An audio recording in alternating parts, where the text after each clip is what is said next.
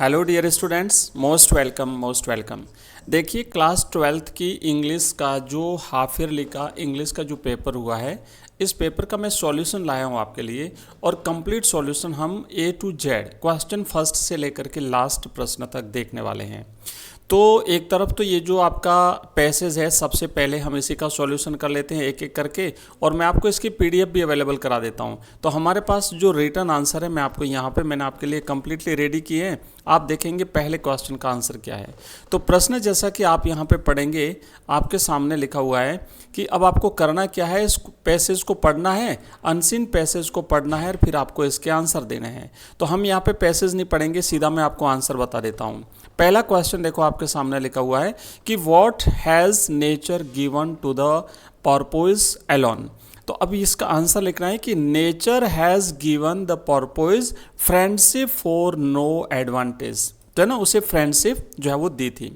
दूसरा क्वेश्चन है कि how did the huge creature react when Jill tossed a beach ball to the creature. तो इसका answer आपको लिखना है कि the creature rose from the water with its huge mouth spread in a grin and batted the ball back with its nose. Next question number 3 देखो, लिखा हुआ है कि why did people gather on the beach.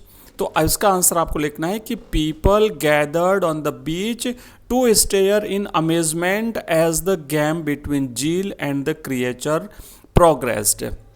And next question है कि what did Jill Baker do when a torpedo like body swam between her legs. तो answer है कि she put her arms around the huge creature, got on its back and took a ride.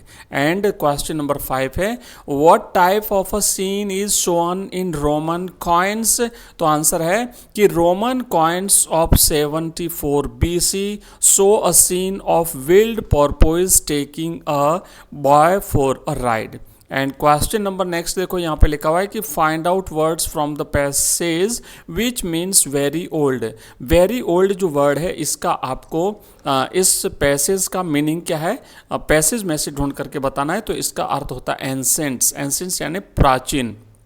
Question number 7 है animal that gives birth to live babies not eggs. वो animals क्या कहलाते हैं जो बच्चों को जन्म देते हैं, अंडों को नहीं। तो वो मैमल्स कहलाते हैं। आंसर आपका इसका हो जाएगा 7th का मैमल्स। नेक्स्ट 8वां प्रश्न देखो, लिखा हुआ है कि who was Jill Baker's friend. तो राइट आंसर है Jill Baker's friend was a porpoise। तो इस तरीके से ये एक एक क्वेश्चन आपको एक एक नंबर के कंप्लीट 8 करने हैं। दूसरा जो पैसेज है उसको भी मैं यहाँ पे आपके लिए रेडी करके लाया हूँ। लिखा हुआ है read the following passage carefully and answer the question. तो यहाँ पे आप देखेंगे पहला प्रश्न है कि when and where was Rabindranath Thakur born. Rabindranath Thakur का जन्म कब और कहाँ पे हुआ था। तो आंसर है कि Rabindranath Thakur was born in Calcutta on May 7, 1861। तो ये इसका राइट आंसर है, 7 मई 1861 को।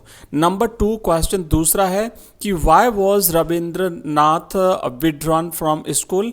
उस स्कूल से क्यों निकल गए थे। तो he was withdrawn because his limitless curiosity to know more and newer things could not be satisfied in school. और ज़्यादा जानने की उनकी जिज्ञासा और स्कूल के द्वारा उसकी संतुष्टि नहीं हो पाना। नेक्स्ट क्वेश्चन 3 है how did he express himself as a writer. एक लेखक के रूप में उन्होंने अपने आप को कैसे अभिव्यक्त किया। तो आंसर आपको लिखना है कि his talent expressed itself in the form of countless compositions in poetry, drama, music, fiction, philosophy and painting. इतनी सारी रचनाएं उन्होंने इतने सारे क्षेत्रों में इन्होंने काम किया था। Write down the name of the university founded by him. उन्होंने जो यूनिवर्सिटी की स्थापना की थी उसका नाम लिखना है। तो यहाँ पे आंसर है ही फाउंडेड अ स्कूल एट शांति निकेतन। उन्होंने शांति निकेतन की स्थापना की थी।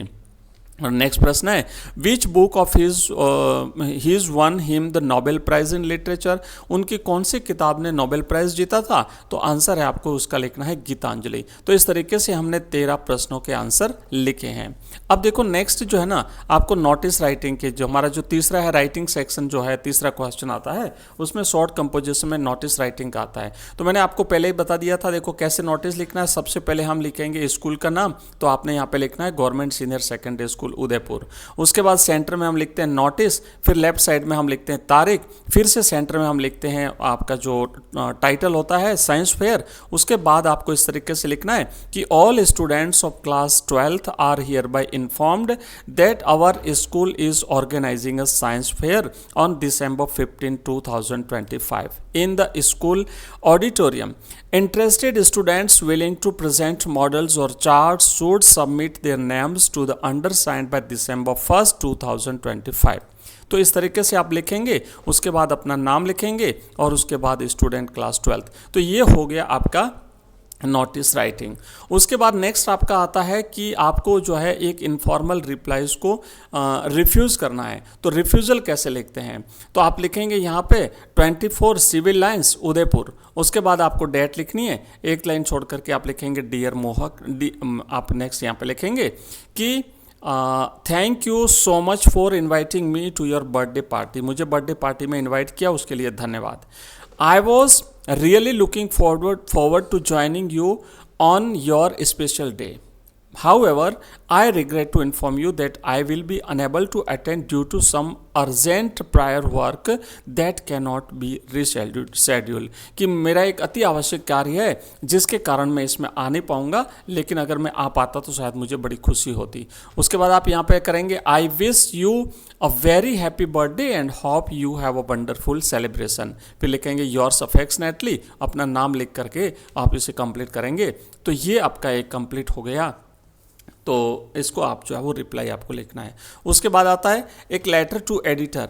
तो लेटर टू एडिटर आपको नॉइज़ पोल्यूशन रोकने के लिए कैसे लिखना है? तो आप यहाँ पे देखो, सबसे पहले आपको लिखना है जो आप सबसे पहले तो अपना एड्रेस लिखेंगे 3 लाइन में। उसके बाद आपको एड्रेस लिखने के बाद डेट लिखनी है और फिर लिखना है to the editor the Rajasthan Patrika Udaipur. उसके बाद आपने यहाँ सब्जेक्ट लिख दिया और फिर आपको सर लिख करके, और ये आपका पूरा का पूरा कंप्लीट आपको जो है वो लेटर आपको लिख देना है। मैंने यहाँ कंप्लीट लिखा हुआ है, आप इसे पढ़ सकते हैं और मैं इसकी PDF हमारे टेलीग्राम चैनल में आपको अवेलेबल करा दूंगा।